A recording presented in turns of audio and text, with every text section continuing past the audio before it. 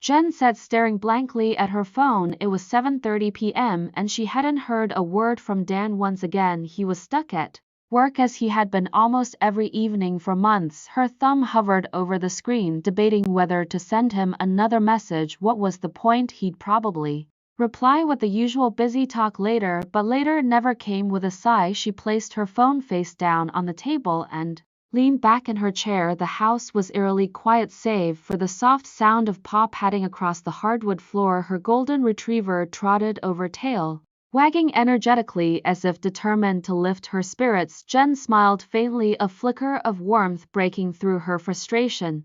At least he was happy to see her. "Hey boy," she murmured, patting her thigh. The dog eagerly pressed his head into her lap, and Jen ran her fingers through his silky golden fur. "Looks like it's just us again tonight," she said softly. Rising from her seat, she moved to the living room, the dog faithfully following close behind. She flopped onto the couch, picking up the remote and flipping through channels without much interest. Nothing seemed appealing, though. She couldn't tell if it was the programming or her own lack of energy. Every day felt the same: work, home, and long lonely evenings. While Dan worked late, the dog jumped onto the couch, curling up beside her, resting his head on her knee. He looked up at her with those gentle, understanding eyes. Jen's lips twitched into a faint smile. "At least I've got you," she whispered, scratching behind his ears. It wasn't much, but in that moment his quiet companionship was the only thing keeping her from feeling completely isolated. It wasn't always like this. She and Dan had been married for years, and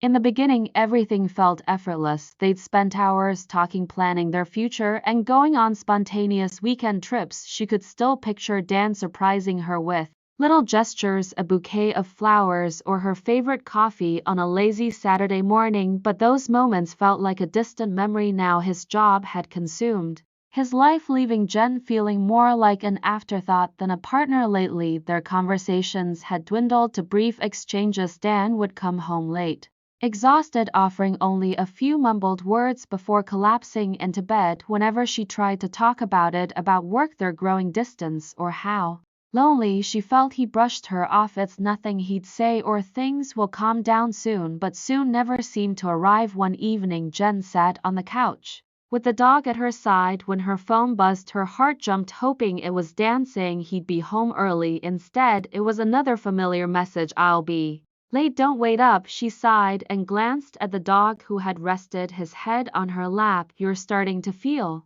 like the only one who's really here for me," she admitted, her voice barely above a whisper. A lump formed in her throat as she stroked his fur, taking solace in his steady, calming presence. "It's silly, isn't it, talking to a dog like this?" The golden retriever didn't budge, remaining her quiet confidant. His unwavering loyalty was more comforting than she'd ever expected. Over time, she found herself relying on him more and more. After work, her first instinct was to greet him, wrapping him in a hug, as though he were her anchor in a chaotic sea. Meanwhile, Dan remained distant, coming home late and distracted, barely looking up from his phone. Jen filled her evenings with the dog's companionship. Instead, together they walked for hours, explored parks, and even shared her thoughts, half jokingly, half desperately, as though he could truly understand her. Of course, he couldn't answer, but his presence spoke volumes. One Saturday afternoon, everything changed. Jen lay in bed, engrossed in a book, the dog nestled against her side. Dan was supposed to be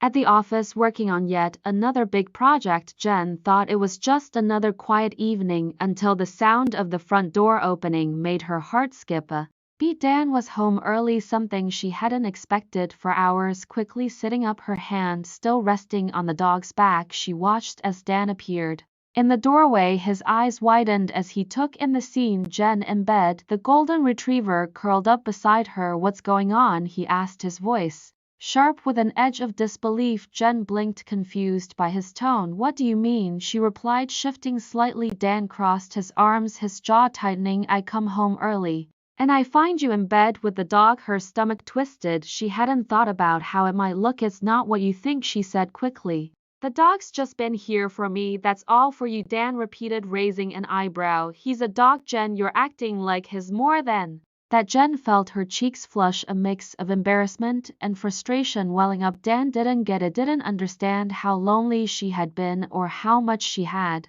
needed someone, anyone to be there when he wasn't. "You're never here, Dan," she said, her voice trembling. "You're always at work, and when you are home, you barely talk to me. I've been alone for months. The dog, he's the only one who's paid attention to me." Dan's eyes narrowed. "So what, you're replacing me with the dog now?" Jen shook her head, tears pricking at the corners of her eyes. "It's not like that," she said, her voice breaking. "I'm not trying to replace you. I just didn't know what else to do. I was lonely and he was." Here for a moment, they stood in heavy silence, the tension between them almost palpable. Dan ran a hand through his hair, his gaze shifting to the floor as if searching for clarity. Finally, he spoke, his voice softer now. "This isn't normal, Jen," he said. "You can't keep leaning on the dog like this. I know I haven't been around, but this is not healthy." Jen bit her lip, trying to hold back the tears threatening to spill. "I know," she whispered, "but I didn't know how else to cope. You weren't here, and I didn't want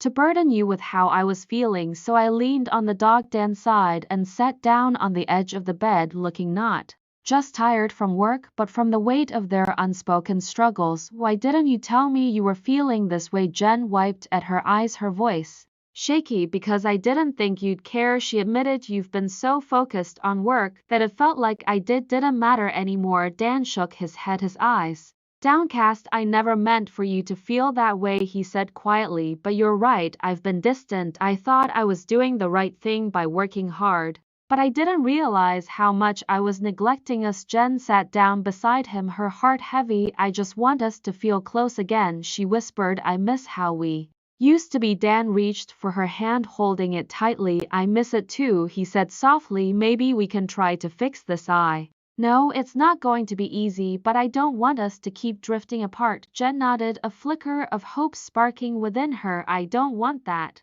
either." In the weeks that followed, they began to rebuild what had been broken. They went to counseling, finally talked openly about their feelings, and took small steps to reconnect. It wasn't perfect, but it was progress. Jen knew she couldn't continue relying on the dog as her sole emotional support. He was a wonderful companion, but he wasn't a substitute for the deeper connection she needed with Dan. Though the golden retriever still followed her around with his wagging tail and nestled close during quiet moments, Jen made a conscious effort to lean on Dan. Instead, they started spending time together again, talking, sharing their days, and being present in each other's lives. Jen learned that love wasn't just about the easy, joyful moments, but about sticking together through the challenges. It had taken an unexpected bond with her dog to make her realize how far she and Dan had drifted apart, but now, step by step, they were finding their way back to each other.